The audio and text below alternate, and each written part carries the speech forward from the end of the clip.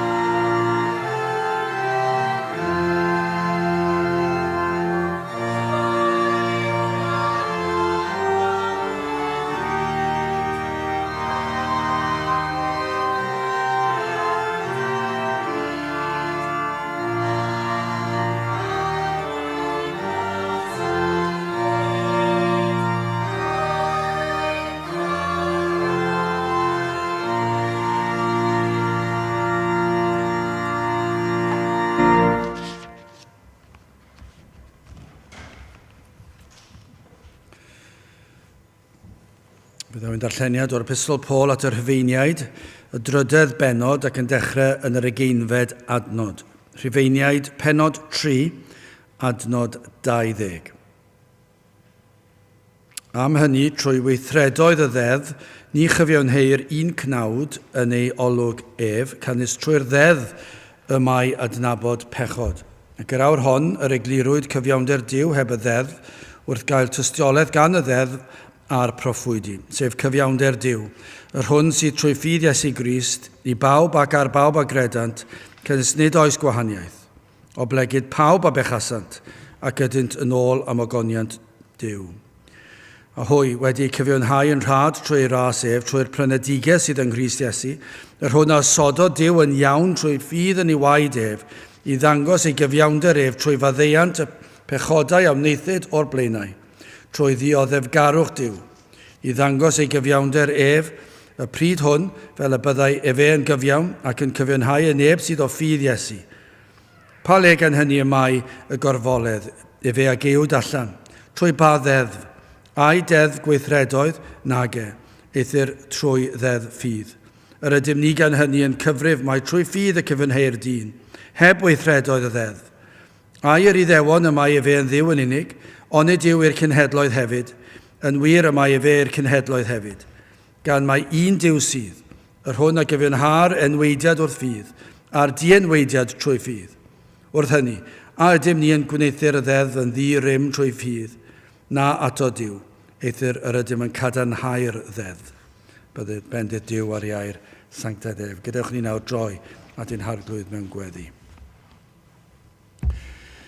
Ni'n diolch i ti unwaith eto Dduw am y fraint o cael dod gerdd y fron yn dod trwy enw, trwy heiddiannau, dy fab yn gwaredwr yr arglwydd Iesu Grist, yn dod at dorseddfaint o'r ras. Unwaith eto o Dduw ar sil arall yn dod i alw ar denw, i ddod i drigerhau wrthym, i ofyn i ti, i'n helpu ni yn ein hyddoliad.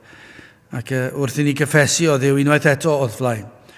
Mor fer i ni'n dod o'th y goniant di, mor fer i ni'n dod o'r hyn y dylsen ni ymwneud.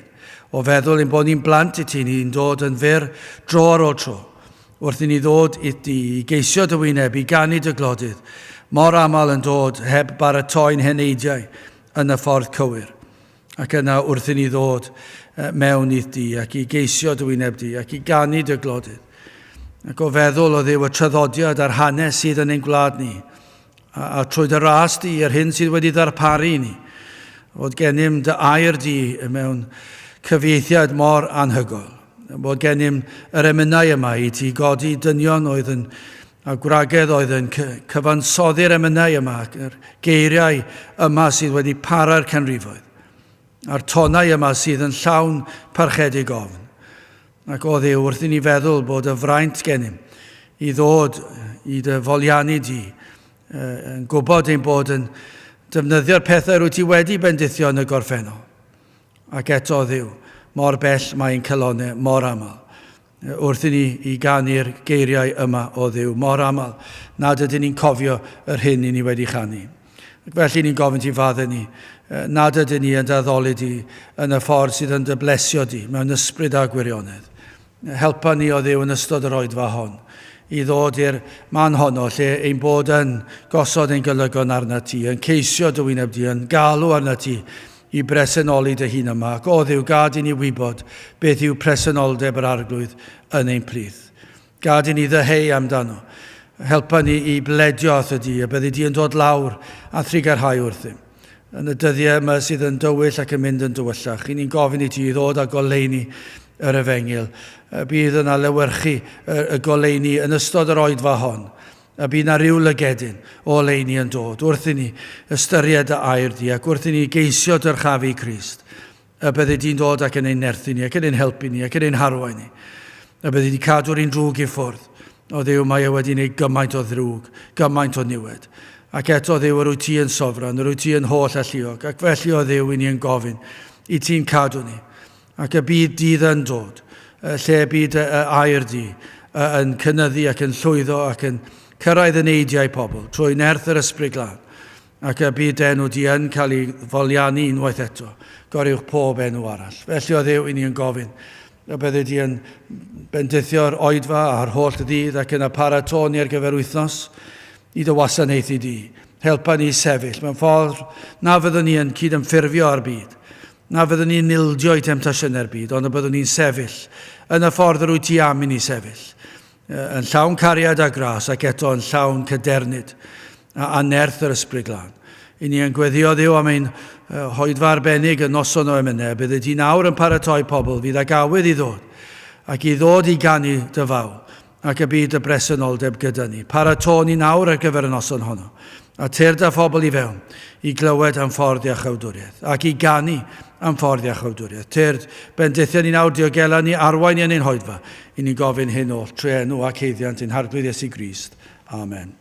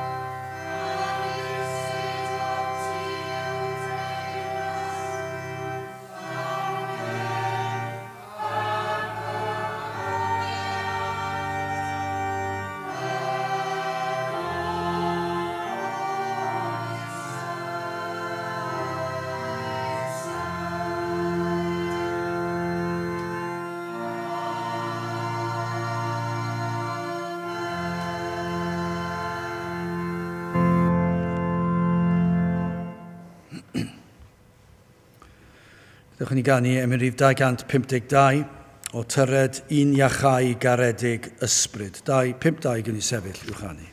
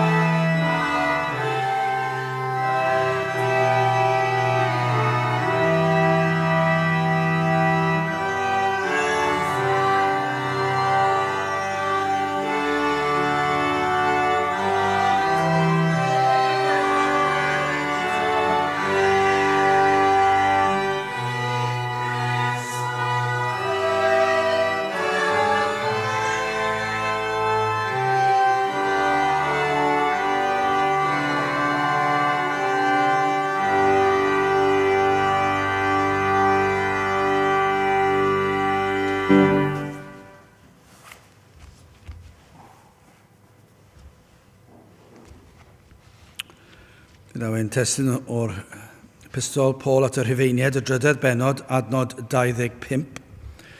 Rhufeiniaid 3, adnod 25. Yr hwn asododd Duw yn iawn, trwy ffydd yn ei waed ef. Nawr o feddwl am yr holl safbwyntiau sydd ynglyn â gair Duw. Gymaint o safbwyntiau, gymaint o wahanol athrawieithau sydd wedi ei cyhoeddi, gymaint o lyfrau sydd wedi ei hysgrifennu, gyda'i barn ar ysgrythyr. Ac blynyddoedd yn ôl, oedd rhaid i fi darllen rhai o'r llyfrau yma wrth i fi wneud cwrs.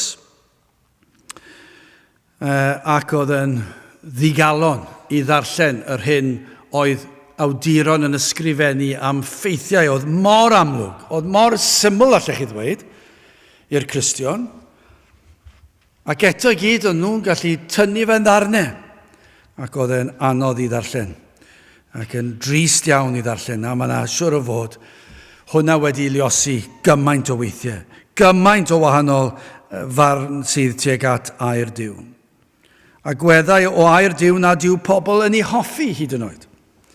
A petai chi yn cael rhyw fath o arolwg ac yn rhoi gair Duw, hyd yn oed rai sy'n proffesu bellach, dyma beth sy'n drist, beth chi'n gosod gair Duw, mi fydde rhaid i chi, beth chi'n tynnu allan a rhwygo allan y tudalennau. Ac y gofyn i'r rhai sy'n proffesu, ni ddim yn sôn am y byd nawr, mae e'n fwyd i galon, pan ni'n meddwl, os ydych chi'n mynd ar y byd, bydden nhw'n jyst taflu'r Beibl yn llwyr i'r tân, bydden nhw ddim eisiau unrhyw beth i wneud ag bydden nhw'n dweud gwastraff amser yw'r cyfan. Ond petai na rai sydd yn fodlon cydnabod rhyw werth, mi fydden nhw'n tynnu tudalen ar ôl tudalen ar ôl tudalen, mi fydden nhw'n rhwygo allan rhannau o'r ysgrythyr, rhannau mawr o'r ysgrythyr, bydden nhw'n cadw praid arne. 1 Corinthiaid 13. Mae pobl yn defnyddio reina mewn priodasau. Fi wedi clywed can amdano fe. Yr union eiriau. A ryw dôn werin. Mae'r dôn yn eitha pert, ond mae'n drist bod nhw'n canu fe i'r geiriau yma. A sôn am gariad. Ac ddim yn deall am be mae gair Duw yn sôn, ond bydden nhw'n cadw'r darna, achos maen nhw'n meddwl bod e mor neis. Sôn am gariad. Ac felly bydden nhw'n cadw e. A gymaint o rannau o'r ysgrythyr bydden nhw'n cadw, achos bydden nhw'n hoffi falle rhai o'r hanesion, porthu'r 5,000.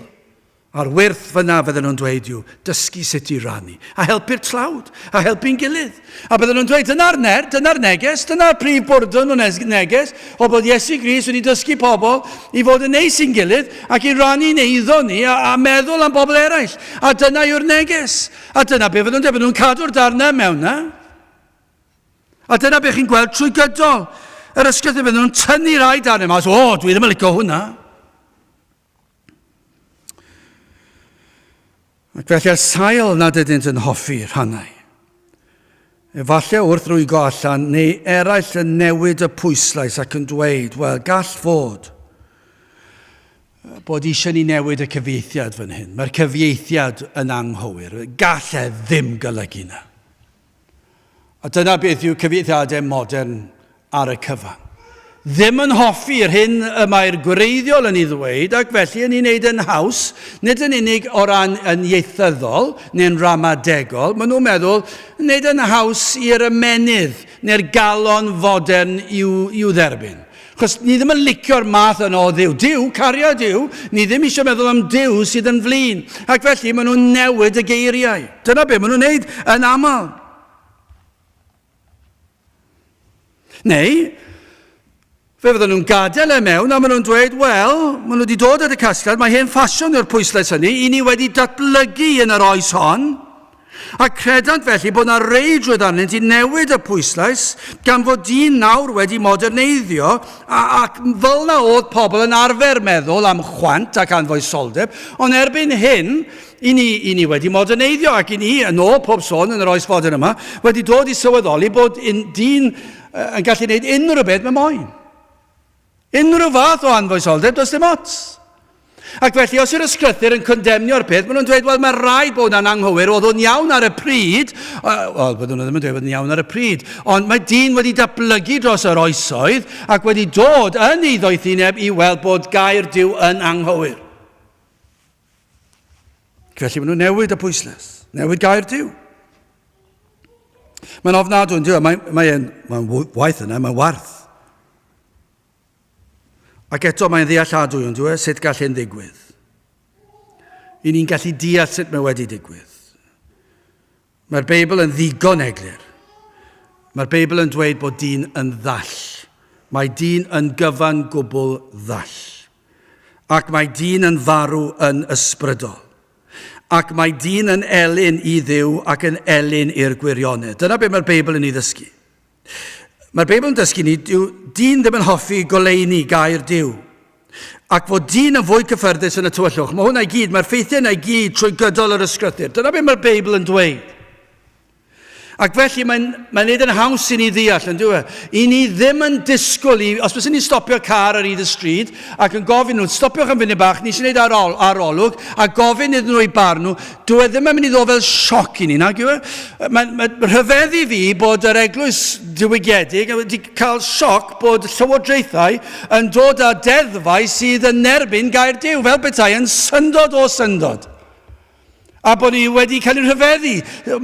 Sut gall e'n digwydd? Ac eto gyd, i ni fod i wybod, dyna sydd i'w disgwyl. Mae dyn yn ddall. Mae dyn yn farw. Mae dyn yn elyn i Dduw. Mae'n elyn i'r gwirionedd. Mae'n elyn i'r goleuni. Ac felly, nid yw dyn am dderbyn y mwyafrif o'r Beibl. Dyna pam i chi'n cael cyfieithiadau. Maen nhw wedi newid gymaint yng ngair Duw dros y canrifoedd.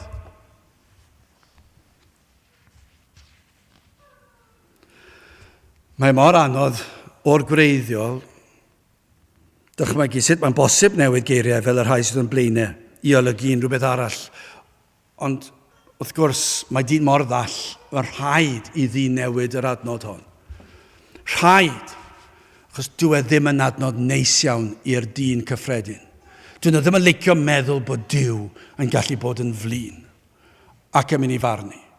Ac felly rhaid i'r efengil newid i'r dyn modern sydd yn warth. Mae'n ofnadw yn diwedd. Ond dyna yw'r sefyllfa. Ond mae'n rhaid i ni fod yn ffyddlon i'r Duw. Felly yn gyntaf, hoffwn ni edrych yn ôl yr adnod y testun. Beth yw'r broblem?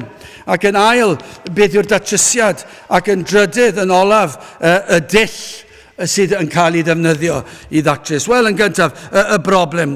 Mae'n rhaid bod yna broblem anferth. Yn ôl yr adnod yma, yn seiliedig ar yr adnod yma, mae'r adnod yn disgrifio mor fanwl yr hyn o mae Duw yn neud i ddatrys y broblem, ac o'r adnod ei hun, mae'r rhaid bod na broblem sydd mor fawr. A dyma eto sydd yn anodd yn yr oes sy'n ni'n byw yn ddi, nid yw dyn, nid yw pobl sy'n proffesu hyd yn oed i fod yn Gristnogion, cweit wedi deall pa mor wael yw'r broblem. Falle gewch chi rai'n cydnabod bod na broblem, ond falle dim pa mor wael yw'r broblem. Nid yw dyn wedi deall pa mor ddi yw pechod, pa mor ofnadwy yw pechod. A falle dyma sydd wrth rai ddim bywyd ni fel Cristnogion. I ni ddim wedi gweld erchylltra pechod. Ni ddim wedi gweld pa mor beryglus yw yn ein bywyd ni. Fe ddylen ni. A petaw ni'n deall pa mor ddifrifol a pa mor anferth yw'r broblem, bydde dim gymaint o drafferth yn ni i ddeall rhannau eraill o'r ysgrythur. Mae'r broblem yn anferth. Nawr, does dim eisiau gair Duw ar hynny ar y funud, wrth gwrs bod angen, ond heb air Duw, gellir profi fod problem fawr gan ddyn a'r byd. Ond wrth gwrs, gyda gair Duw, mae'n rhoi yn ei oleuni'n llawn. Mae'n dweud wrth chi cam wrth gam beth yw'r broblem. Ond rhaid bod y byd yn cydnabod bod yna rhyw broblem. Mae'r erchylltra sydd o'n cwmpas ni. Mae y mor dywyll, ond dwi? A tra fod y byd yn mynnu fod pethau'n gwella, mae hwn un o'n fwy tris. Mae'r broblem yn anferthol, ond maen nhw dal yn mynnu fod yn gwella. Sut maen nhw'n gallu gwneud yna, dwi ddim yn gwybod. Sut gallu unrhyw un edrych ar fap o'r byd a dweud mae'r byd yn gwella. A be mae dyn yn dweud, be mae'r gwyddonwyr yn dweud, be maen nhw'n dysgu ym mhob man yw hyn. Ers y ffrwydrad mawr, lle glaniodd popeth yn rhyfeddol gyda'i gilydd i greu byd, lle ceir pwrpas i popeth, a'r hap a damwain fod y byd yma wedi glanio mewn fath ffordd bod coed a blodau a llysiau, pysgod a nifeiliaid, bod modd i ni cael ocsigen a bod coed yn cynhyrchu ocsigen, yr holl beth yma sydd yn anhygol am fyd natur. A maen nhw'n dweud ers y ffrwydrad mawr fod y byd yn esblygu ac yn gwella. Mae'n anhygol yn dweud, ac yna maen nhw'n edrych ar y byd i ni'n byw yn ddi. Ond rhaid gofyn, sut mae'r byd, sut mae gwyddonwyr yn palu hunan allan o dwll a mae'r twll yn anferth a dweud bod y byd yn gwella. Sut maen nhw'n gallu profi yna nawr? A dyma sut maen nhw'n palu na mas o'r twll yw hyn. Maen nhw'n dweud, wel, dyma pam i ni'n credu fod y byd yn gwella, a maen nhw'n gallu cuddio tu'n ôl hwn, achos does dim ateb i hwn, agos. Maen nhw'n meddwl, maen nhw'n gallu cuddio tu'n ôl y peth. Maen nhw'n dweud, mae'r byd wedi bod yma ers biliynau o flynyddoedd.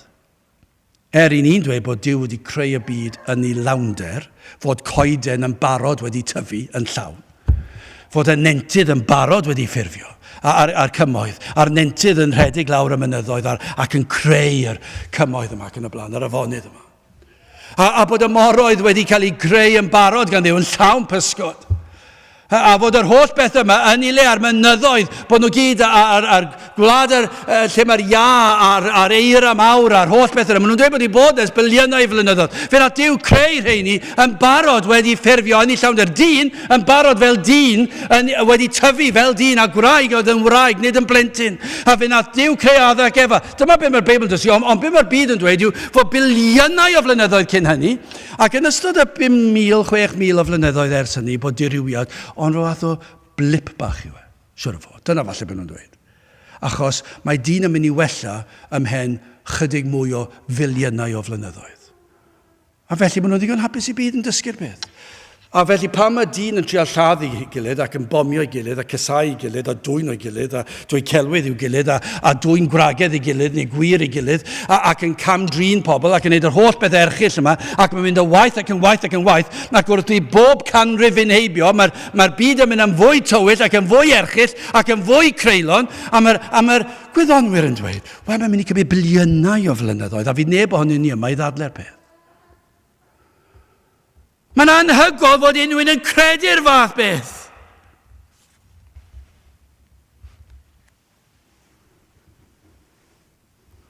Mae'n anhygoel, dwi.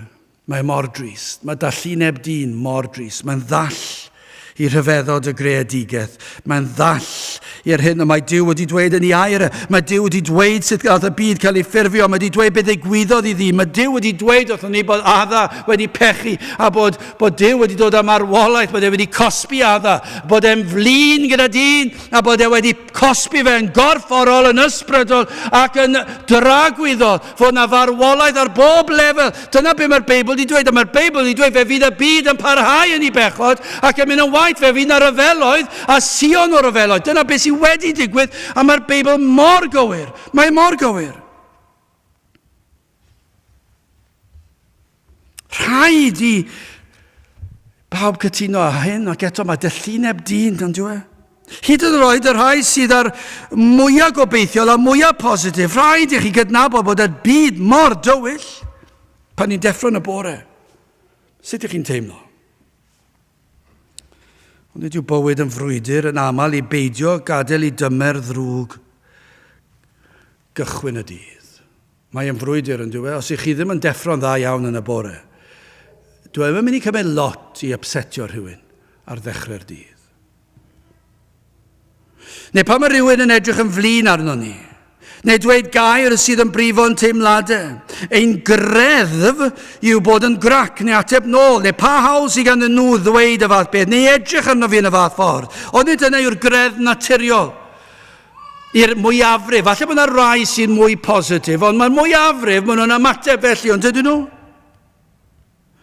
Efallai dechrau siarad tu ôl i cefnau, lle deud ni rhywbeth amdanyn nhw i eraill. Mae mor gyffredin ond dwi. Ond mae gair Duw yn dangos i ni yn ddigon eglur a ffendant beth yw achos hyn am broblem sydd gan ddyn. Mae pechod mor bwerus bod y dydd yn gallu mynd yn iawn a mae rhywun yn gallu neud un peth bach a mae'n gallu troi'r cyfan. Dyna pa mor bwerus yw pechod. Mae dyn yn gallu mynd allan am bryd o fwyd a mae'n cael chydig bach gormod o ddiod. A mae'n gweld rhywun drawn fyna, ac mae yna rhyw temtasiwn wedi cael ei osod o'i flaen. A mae'n ildio'r temtasiwn, ac mae'n strwo, mae'n dinistro'i fywyd o fyna ymlaen. Mae'r teulu'n cael ei chwalu. Dyna pa mor bwerus yw pechod. Un golwg o Dafydd y Brenin wedi mynd ar y to ac yn gweld Bathsheba. A un camgymeriad o fynd allan yna, gallech chi ddod i digwydd cyn hynny. Dyle fe ddim wedi mynd yn y lle cyntaf. O Dafydd yn anghywir, oedd yn gwastraffu am dyle fe wedi rhywbeth arall. O na, be nath e benderfynu bod angen gorffwys arno fe. Ac yn y gorffwys benderfynodd e'n mynd i rhywle arbennig. Ac oedd e'n gwybod wrth fynd fyna byddai'r tebygolrwydd o cael ei demtio yn eitha mowr. Am bechod arweiniodd i odineb llofruddiaeth a fe gollodd y blentyn. Mae'n anhygoel yn dweud. Pidwch â chwarae pechod lawr. Mae pechod mor gryf. Mae balchder dyn yn beth erchill yn dweud. A pan chi'n gweld balchder o fewn yr eglwys, mae'n fwy erchill. A mae'n dinistrio, yn dweud, mae'n dinistrio. Am broblem. sydd gan ddyn ond sydd gan ni pob un fel unigolion. Does yr un ohono ni'n osgoi'r broblem yma. Does dim un yn ôl gair Duw yn osgoi'r broblem o bechod. Pan bechod adda, pan gwrthryfelodd yn erbyn Duw, rhybuddiwyd hwy am canlyniadau hyn, am ei anifuddod, a dyna be ddath. Fe ddath y gosb. Fe nath Duw cosbi. Mae'n rhywbeth, bydd mae'n ddiddorol gwybod, faint o lefydd heddi sy'n hyd yn o'n fodlon dysgu hwnna, bod Duw wedi cosbi oherwydd pechod. A fe ddath marwolaeth. A bai dyn yw. Ni all Duw droi cefn ar bechod, mae e'n gyfiawn, mae e'n berffaith, dyw e ddim yn gallu wneud hynny, ac felly rhaid oedd i Dduw ddelio, rhaid i Dduw cosbi pechod, mae Duw yn flin, mae e'n ddig a dyn yn ei bechod. Mae'n mor rhyfedd yn dyw e, mae'n oes rhyfedd, pan bod dyn yn dod at y casgliad bod i gofaint, bod yn flin yn anghywir. Mae'n rhemp. Mae'n rhemp. Mae'n meddwl bod yn grac, fod cosb yn rhywbeth chi isio osgoi. Mae yn dod o'r olwg ar Dduw yn gyntaf, nad yw Duw fod i edrych yn flin ar neb a chosbi neb. Ac yna chi'n gweld yn mynd trwy holl gymdeithas. Bron iawn i ni wedi dod i'r man lle chi ddim yn gallu cosbi'ch plant. A chi ddim eisiau siarad yn flin dyn nhw ac yn grac dyn nhw. Ac os i chi ni chi'n greulon, ni chi'n gas. Mae'n treiddio trwy'r holl gymdeithas. A chi'n gweld canlyniadau'r peth, chi'n gweld mae'r plant yn tyfu lan i fod yn hunanol, a ddim yn rhan o'r gymdeithas, ddim yn gwybod sut i fiafio yn gymdeithas, dyn nhw ddim wedi cael eu cosbi tra'n blant. I ni weld mae'n anhygoel. A mae'r holl feddylfryd fodern o diffyg disgybledd o fewn ysgolion. Mae'n anhygoel. I ni ddiolchgar iawn am nifer o athrawon sydd dal yn disgyblu, ond mae'n yn anoddach achos mae cymdeithas yn dweud chi ddim fod i disgyblu, chi fod i siarad yn neis. Wrth gwrs ni eisiau siarad yn neis. Os oes rwy'n yn taro rwy'n, mae angen cosb. Os oes rwy'n yn dwyn o eiddo rwy'n arall, mae angen cosb. I ni eisiau helpu nhw hefyd, ni eisiau dangos cariad iddyn nhw. Ond mae angen dysgu. Ond mae'r elfen yna bron iawn, dwi'n mynd wrth i fi ddweud y geiriau yma, dwi'n gallu dychmygu petai na bobl yn gwrando ar y we, ac yn meddwl, mae hwnna'n erchill, mae hwnna'n ofnadw, i ni'n mynd ôl i'r oes Victoria, ac i ni'n ni mor llym. A mae'r feddylfryd yma, ond mae'n dod trwy ynglyn â Duw. Mae bron iawn, mae dyn yn meddwl, a mae'r eglwys yn meddwl, fel petai Duw ddim yn cael cosbi neb, achos mae Duw yn llawn cariad, mae'n llawn trigaredd. Ac os i ni'n mentro dweud bod Duw yn flin, ni ddim eisiau dod i'ch capel chi. Achos chi'n dychryn ni. I ni ddim eisiau meddwl am Duw sydd yn gyfiawn, a'r elfen cyfiawn bod rhaid cosbi. I ni ddim eisiau clywed y fath beth. Am oes. Yn sicr, os oes gan ddyn unrhyw gred mewn Duw, mae y Duw hwnnw yn Dduw sydd yn anwybyddu rhai pethau. Cyfleus. I ni'n fodlon yn dydyn ni. Mae cymdeithas yn fodlon gyda cosb. Os oes rhywun wedi upsetio fi. Ond os nad ydyn nhw'n upsetio fi, neu os nad yw'n fygythiad i fi yn y pen draw, cariwch mlaen. Sy'n ots ni. A math yna o feddylfryd, mae y mor ddryslyd, mae mor dywyll yn diwedd. Na i ddarllen chydig o eiriau, achos does dim eisiau eglurhad ar nhw, allan ni fod yn dewis rhai o'r ein fel testyn pregeth rhyw ddwrnod, ond na i ddarllen yr geiriau yma o adnod 9 ymlaen. A mae Paul yn disgrifio'r broblem. Dyma ddisgrifiad. Be mae gair Duw yn dweud oedd y broblem 2000 o flynyddoedd yn ôl. Oedd yn broblem 2,000 o flynyddoedd cyn hynny, a sydd dal yn mynd i fod pa bynnag mor hir o amser cyn i Iesu Grist dychwelyd i'n plith. Hwn fydd y broblem. Dyma beth, adnod 9. Beth gan hynny? A ydym ni yn fwy rhagorol, nac ydym ddim, canis ni a brofasom o'r blaen fel pawb yr Iddewon a'r groegwyr, sef pawb, dan bechod. Megis yma yn ysgrifenedig, nid oes neb cyfiawn, nac oes un. A mae'n mynd ymlaen i esbonio hwnna, adnod 11. Nid oes neb yn deall, nid oes neb yn ceisio Duw. Dyna beth mae gair Duw yn dweud. Bod neb yn ceisio'r gwir ddiw. Mae yna nifer yn ceisio diw, cryfadau'r byd, neu diw Crisnogol o'i gwneithuriad nhw, ond nid y gwir ddiw. Dyna beth mae'r Beibl yn dweud. Does neb. Does neb yn naturiol yn ceisio diw. Adnod 12. Gwirasant oll, eithant i gyd yn anfuddiol, nid oes un yn gwneithur daioni. Mae lot o pethau da yn y byd yma. Dyna beth mae dyn yn dweud. Ond nid gwir daioni i ogoneddu diw. Maen nhw'n gogoneddu ei hun. Eithant i gyd yn anfuddiol, nid oes un yn gwneithur daioni, a rhagom o rwy'n ddim cweit wedi deall, nac oes un. Bedd, a dyma i chi ddisgrifiad o ddyn. Adnod 13. Bedd a gored yw ei ceg, a'i tafodau a gwneithant y ddichell, gwenwyn a sbiaid sydd dan ei gwefusau, yr rhai y mae ei genau yn llawn melltith a chwerwedd, bian yw ei traed i dywall gwaed, distryw ac aflwydd sydd yn ei ffyrdd, a ffordd tangnefedd nid adnabiant. Dyn nhw ddim yn nabod y ffordd iawn o dangnefedd, gras yr Efengyl. Adnod 18. Nid oes ofn diw ger bron ei llygaid. Ond nid yw'n wir. Does dim ofn diw. Mae dyn yn gwneud beth fynnau. A dwi'n malio dim os yw diw yn ei weld na'i glywed e. Dyn nhw ddim yn poeni dim. Adnod 19. Ni a wyddom hefyd am ba bethau bynnag y mae'r ddeddf yn ei ddywedyd. Mae wrth yr rhai sydd dan y ddeddf y mae hi yn ei ddywedyd fel y caer pob genau ac y bydd yr holl fyd dan farn Duw. Dyna beth mae gair Duw yn ei ddysgu. Dyna beth oedd y cyfeithiad gwreiddiol, bod yr holl fyd dan farn Duw. Fod Duw yn flin a dyn a phechod. A fod dyn yn mynd i fod yn atebol yw bechod ger bron ei greawdwr. Dyna beth mae'r Beibl yn ei ddysgu. A rhagom bod rhywun yn dweud nad yw hyn yn broblem iddyn nhw ei bod o dan di gofain Duw. Dyma beth mae'r gair Duw yn dweud. Adnod 23. O blegyd pawb a bechasant ac ydynt yn ôl am ogonion Duw. Pob un. Y greddf naturiol o enedigedd yw pechu. Does dim angen addysg i ddysgu dyn sut i bechu. Mae e'n naturiol yn pechu. Pob un. Pob un aned. Ar wahân i fab Duw ei hun.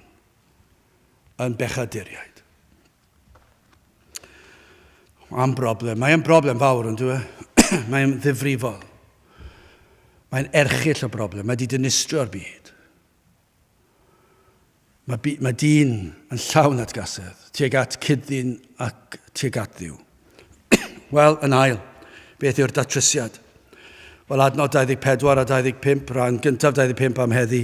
A hwy wedi ei cyfiawnhau yn rhad trwy ras ef, trwy'r prynedigedd sydd yng Nghrist Iesu. Yr hwn a osododd Duw yn iawn trwy ffydd yn ei waed ef. Dyna chi'r ateb. Dyna datrysiad. Yn sicr, nid ydym yn gyfiawn, i ni'n gwybod hynny. Yr ydym yn llawn pechod, i ni'n gwybod na. I ni wedi'n llygru drwyddo yn llwyr, i ni ddim yn gallu dweud bod yr holl pethau ni'n neud yn ofnadwy, ond beth sy'n wir am gair Duw i hwn, bod pechod gwreiddiol wedi llygru yr holl berson, wedi llygru fe, hyd yn oed gweithredoedd da wedi lygru, wedi sbwylo. I ni'n gaeth i bechod, i ni'n gaeth i Satan, yn gaeth o dan cyfraith Duw. Mae yna'r fath gaeth ddiwed. Does dim ffoi, nag os dyw dyn ddim yn gallu ffoi o'r broblem. Y mae e'n llawn pechod, mae wedi lygru drwy ddi draw, mae Satan yn teyrnasu ar ei fywydau ac yn ei gadw yn y tywyllwch ac o dan cadwyni. Ac yna mae cyfraith Duw yn ei gondemnio fe, a mae cyfraith Duw yn dangos iddo fe bod yn anghywir. A bod Duw yn flin ac yn ddig â ni.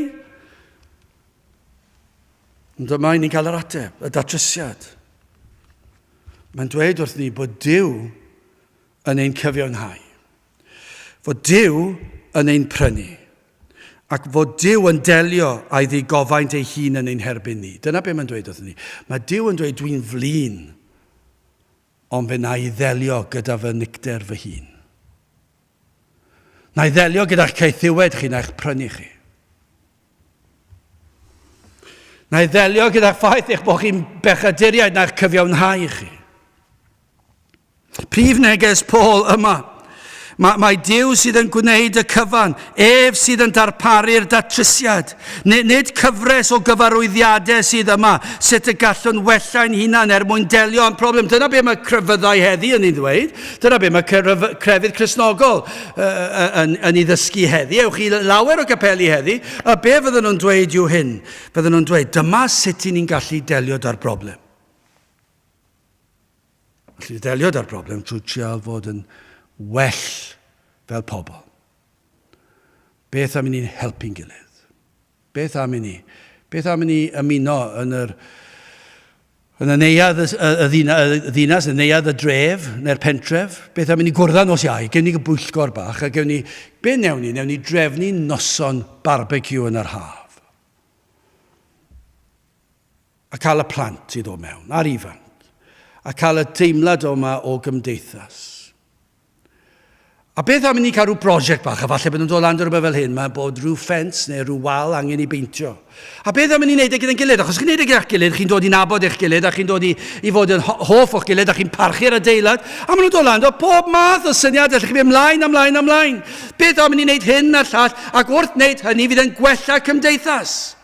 Fydd yn rhoi rhyw ymdeimlad o frawdgarwch. A pherthin gyda'n gilydd, a bydd hwnna'n dda. A beth am i ni fynd i'r cartref yr henoed, a mynd ar plant mewn, a dangos nhw, a bod yn helpu nhw, a gwaith gwyn, a bod ni'n neud nhw teimlo well. A mae'r holl peth yma'n pethau hyfryd, a falle newn nhw helpu i ryw raddau, ond dyw e ddim yn delio â phechod nag yw. Dyw e ddim yn delio â'r broblem. Be mae'n neud yw, mae fe rhoi plaster dros gwt. A mae'r briw yn mynd yn waith ac yn waith o dano, efallai, achos o'ch chi'n mynd i lanhau e, ond chi'n cuddio'r broblem. Falle mae'r rhai'n dweud, mae rhaid i chi fynd ar ryw gwrs i helpu'ch tymer, falle mae rhai bobl y tymer, a wedyn maen nhw'n dod fel hyn. Beth am i ni ddod yn gilydd a ni cael gyfres o gyfarfodydd, rhyw gwrs fach, i helpu'ch stad chi o feddwl pan chi'n colli'ch tymer, a newn ni ddysgu chi sut i wneud e. Dwi wedi bod ar un cwrs, ac un o'r pethau oedd hwn, ewch mas o'r stafell a cyfrwch i 10. Dyna oedd yr ateb.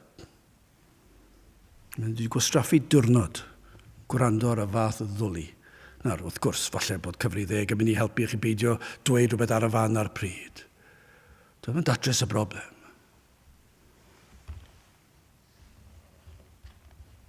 Neu falle bydd yna rhyw gwrs i helpu eich chwantau chi, bod yna rai pobl gyda rhyw chwantau a bod eisiau dilyn nhw gyfres o wersi a sgyrsiau a pob math o. Dyna sy'n mae modd delio a'r broblem, neu gyda'r problem o alcohol a chyffuriau a mae'r holl beth yma ac i ni'n delio nhw a falle bod nhw'n helpu i ryw raddau, ond dyw e ddim yn helpu'r broblem. Mae e dim ond yn helpu i'r symptom, ac os mae symptom i'w goryfed neu cymryd cyffuriau neu colli tymer neu beth bynnag yw e, neu peidio parchu eiddo a bod chi'n peintio dros waliau pawb ac yn y blaen, i chi'n delio o'r broblem yna, stopio yn yna, maen nhw dal yn bechaduriaid. Ac i feddwl bod yr eglwys yn euog o fynd lawr y trywydd yna, meddwl mai dyna beth sydd eisiau gwneud, yw helpu ar y lefel yna, mae e'n dor calonus nad yw pobl yn pregethu'r Efengyl dim mwy. Dim syndod bod Cymru mor ofnadw. Dyw'r Efengyl ddim yn cael ei phregethu yn fawr nunlle. A hyd yn oed os yna eglwysi Efengyled, bydd y rhaid i chi bron iawn cael gradd mewn diwynyddiad i sylweddoli mae pregeth Efengyl yw e. Mae wedi mynd mor gymleth. Lle bod angen dweud o'r dyn beth yw'r broblem. A mae angen dweud o'r dyn beth yw'r datrysiad. Mae'r broblem yn rhy ddyrus, mae'n rhy fawr, mae'n rhy ddofn. Mae gafael pechod mor dyn. O, mae e mor dyn, mae pwer pechod yn erchyll, a mae Satan tu ôl yn ei wneud yn waith. Mae rhywun yn ddall yn naturiol, mae Satan yn ychwanegu at ei darluneb nhw, a cadw nhw'n ei darluneb nhw, a'i pechod yn treiddio trwy bob un penderfyniad wedi llygru'n llwyr. Mae dyn mor ddall, mae'n llawn rhagfarn, i ni methu cael pobl i ddod i oedfa. Mae e bron yn amhosibl dychmygu unrhyw un yn dod mas o'r byd i'r oedfa yn yr oes hon. Mae e bron yn amhosib. Fi bron iawn yn dweud bod yn amhosib. Ac yna fi'n atgoffa fy hunan, mae Duw yn holl alluog. Ond mae rhaid i Dduw weithio. yn sicr, i ni'n gweddio am ras, y bydd Duw yn ein cadw ni, rhag cael ein temptio i gyfaddawdu i ddenu pobl mewn. Dyna'r peryg, pan ni'n colli un ar ôl y llall o'r oedfaen. Ac i ni'n mynd yn wanach ac yn wanach, mae'r temptasiwn yn fawr, falle bod rhaid ni newid y ffordd i ni'n pregethu, neu newid y neges, neu dod â band mewn, neu dod â'r microffon a cerdded rownd a siarad gyda'r microffon, a falle tynnu'n teibant a edrych tipyn bach yn fwy cool, cool Cymru yma, a siarad Cymraeg, a beth am cael band bach Cymraeg mewn. Allen ni'n sicr wneud, allen ni drefnu fe, dim problem. Allen ni cael band bach fan hyn, allen ni llenwi'r lle.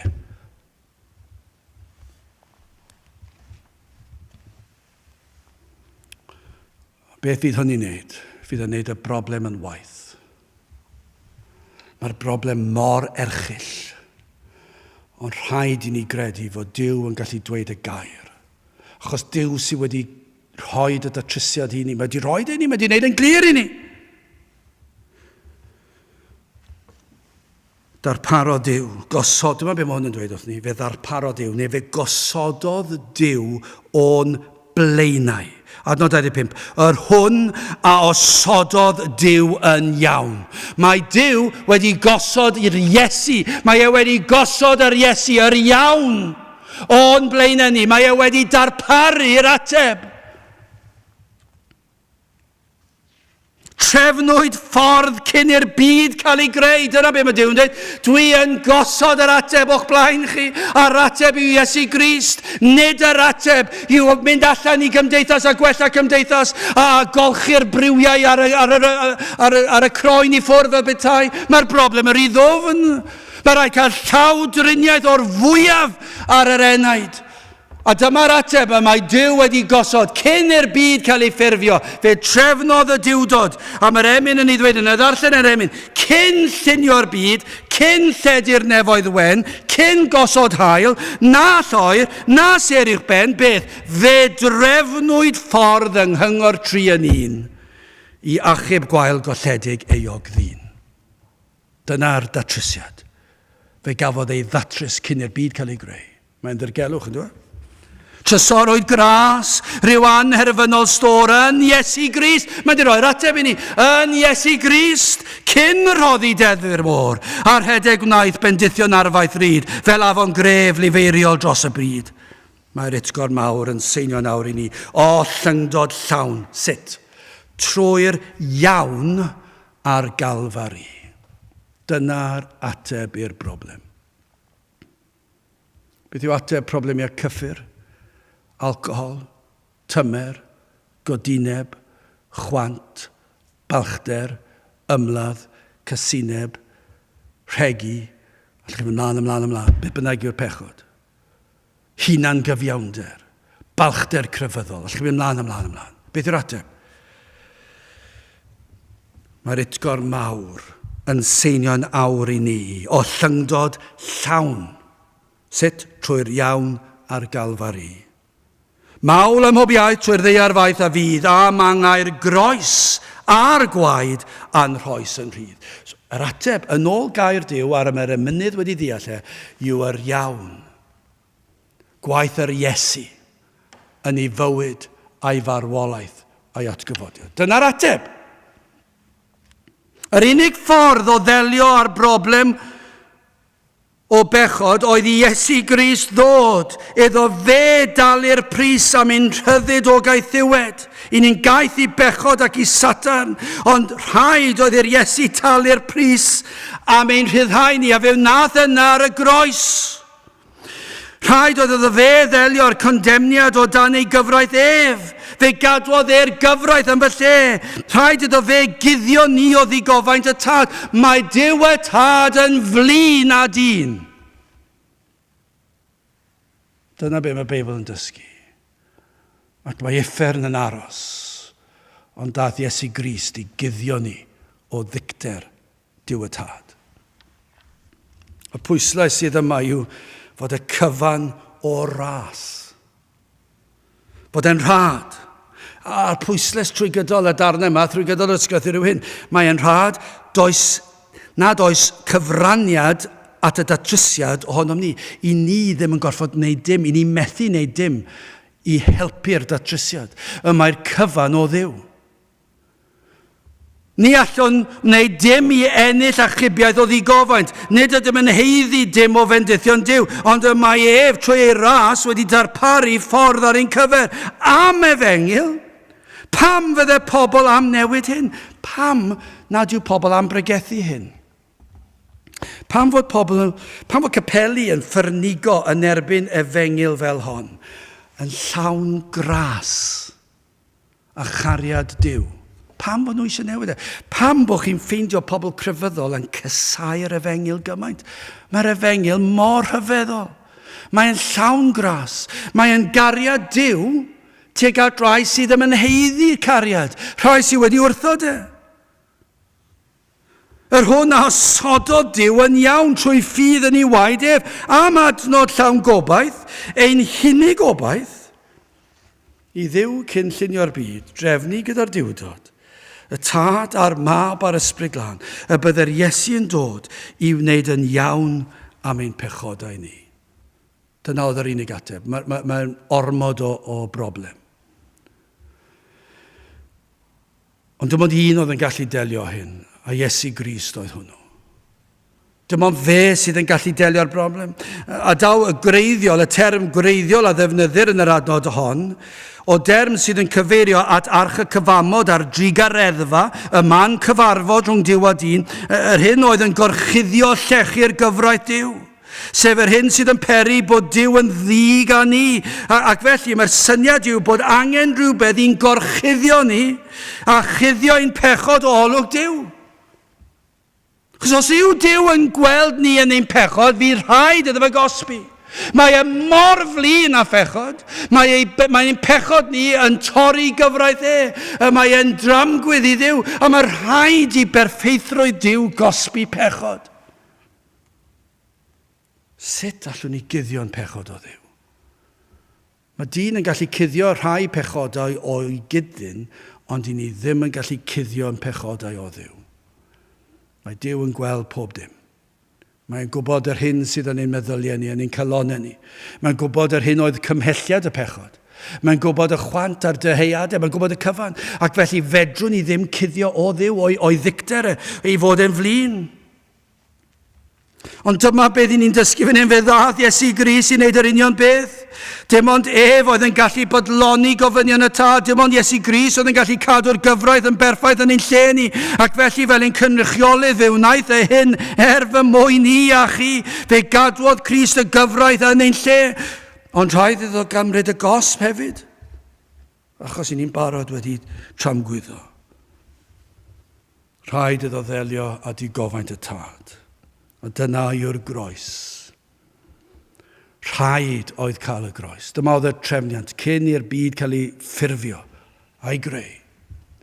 Fe drefnodd Duw y tad, y bydde Duw y mab yn marw ar y groes, ar fryn Calfaria, ar yr union bryd, o fewn hanes y byd, yr union adeg, ar yr union le, yn yr union ffordd, y byddai Duw y tad yno ar y groes, yn cosbi ei fab, byddai'n cosbi ei fab tra'r y groes. Ac felly yno ar y groes fe dywallodd Iesu Grist ei waed, fe rhoddodd ei fywyd fel pridwerth. Dyna oedd y groes. Pan llifodd y gwaed allan, pan nath bywyd allan ohono, yr oedd e'n talu'r pris mwyn rhyddhau ni o gaethiwed pechod. Am bris. Cymerodd holl ddigofaint y tad. Arno fe hun uffern a'i holl bobl, dyna oedd y gosb. Roedd Duw mor flin, a dyn, a phechod, ac yna, mwyn i ni cael unrhyw obaith, fe nath Iesu Grist dod, ac yna ar y groes, fe roedd o Duw ei holl ddigofaint ar ei fab ei hun, a fe ddioddefodd beth yw cosb tragwyddol am ei holl blaint, yna ar y groes, am ddioddef, mae'n erchyll yn diwedd. O, mae'r rhaid yw mwyn ddarlun creulon o Dduw y tad. Nag yw, mae'n ddarlun cyfiawn. Rhaid i Dduw cosbi. Ond am gariad, bod Duw wedi rhoi i fab ei hun, am gariad i Iesu Grist fodlo mynd yn anifydd, ac fe ddath e. Ac yno ar y groes rhoddwyd ein pechodau ni arno ef. Ac yna ei berffeithrwydd, ei gyfiawnder ef arnom ni. Doedd yma'n fargen teg iawn nag yw. I ni'n rhoi ein camweddau ni ar yr Iesu. A mae'r Iesu yn rhoi ei berffeithrwydd i ni. Ni'n mynheiddi dim. Ac felly y gair sy'n cael ei ddefnyddio am hyn yw gras Duw.